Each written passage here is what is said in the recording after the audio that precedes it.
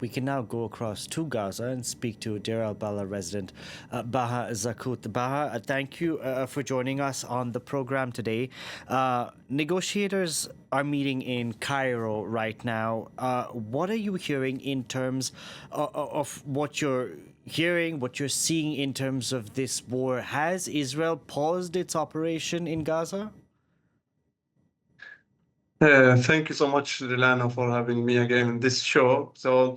Uh, we were all feeling a little bit happy once Trump announced the 20 steps plan, and we felt even more happy after Hamas approved the plan, and Trump himself tweeted that asking Israel to stop its military operations. For a moment, all of Gazans felt a little bit relief, felt that after 2 years, this madness will stop.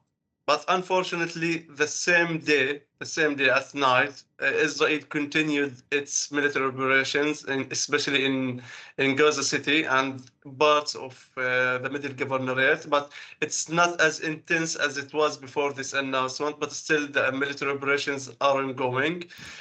Since Trump published this tweet, over 120 Palestinians were killed.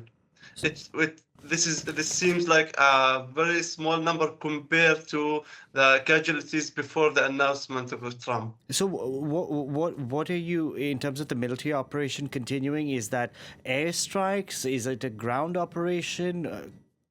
Drones? No, it's mainly airstrikes. Airstrikes. Mainly airstrikes, as well as there were several deaths reported from people or aid seekers seeking to obtain aid from GHF sites.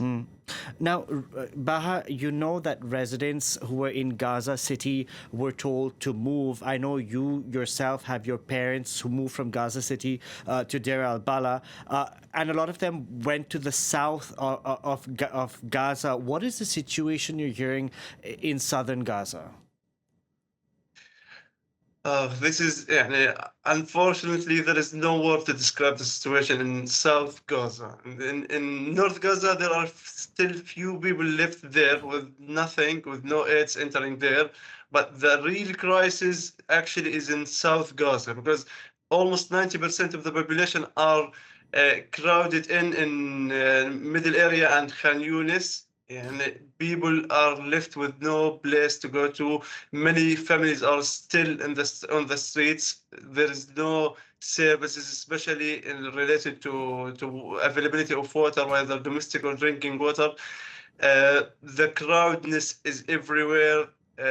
People are left with no shelter.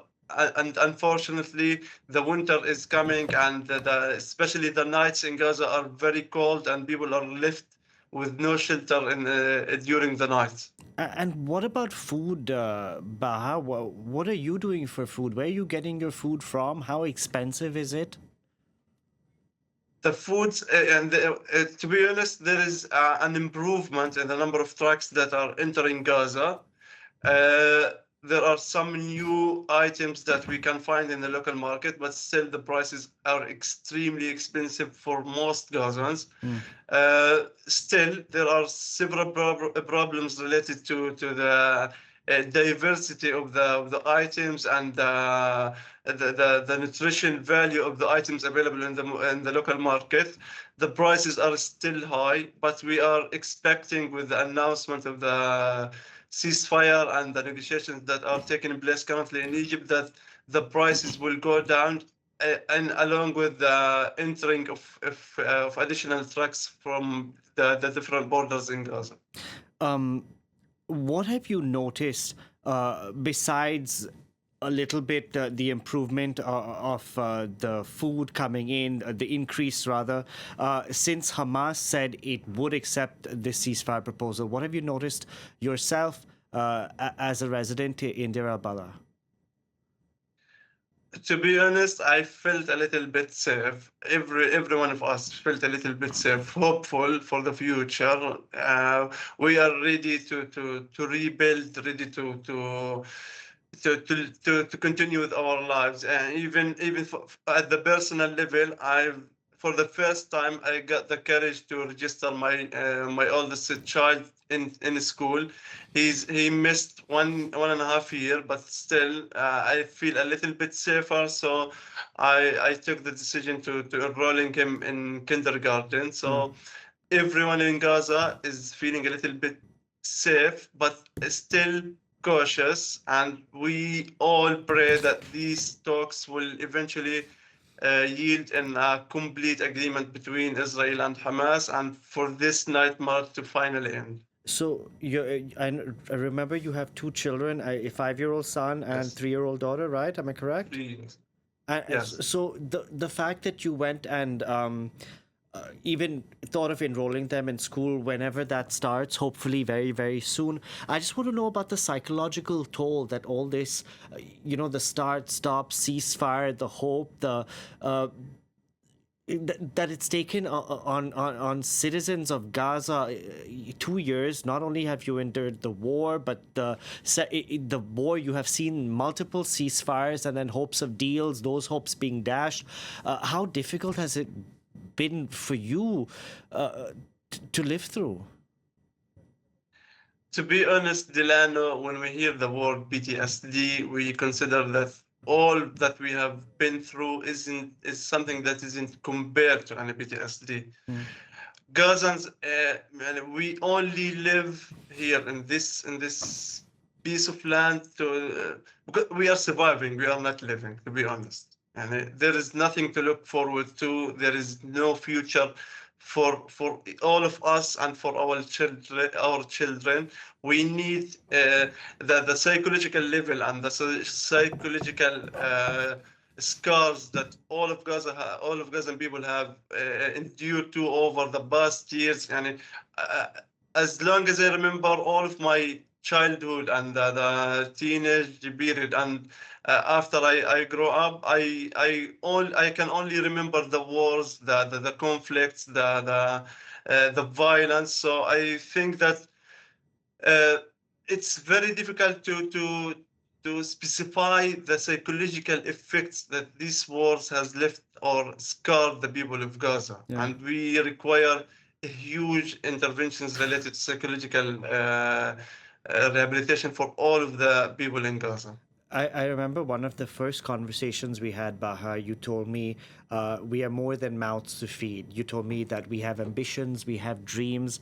I know you have ambitions. I know you have dreams. Just hearing you talk, and the fact that you're even enrolling your child in school. You're still hopeful for the future, aren't you? Even though there, as you said, there's so much to rebuild physically of Gaza, politically things will need to change from here on. You're still hopeful for the future, right? I'm gonna be completely honest with you, Delano. All the reports from international NGOs and UN agencies said that it takes at least 10 to 15 years to start the reconstruction process in Gaza. And for me, for example, if I want to build a future for my children, I'm gonna have to wait at least 15 years to start working and enriching my children and investing in them. So I don't think that it's gonna be an easy job, but Gazans are known for their resilience, known for their ability to rebuild, known for their ability to dream and to think bigger. All of Gaza before October 7 was known in the Middle East as one of the heavily educated people throughout the Arab world. Mm. So we do have dreams, we do have ambitions. Before October 7, we used to have so many ideas, business ideas, innovative ideas. Even as part of the organization that I'm working on, we used to have a specific program for innovation and creativity for youth and women. So it's nothing bizarre about having innovative and creative ideas in Gaza, but we lack the environment that can host all of these innovations and creativity. So as soon as the reconstruction process starts and we start to feel a little bit safe, I assure you that the people of Gaza will be able to rebuild, will be able to innovate again, will be able to even outstand the reports from the UN and NGOs that says that Gaza needs at least 10 to 15 years. We will be able to rebuild Gaza a lot in a much lesser amount of time.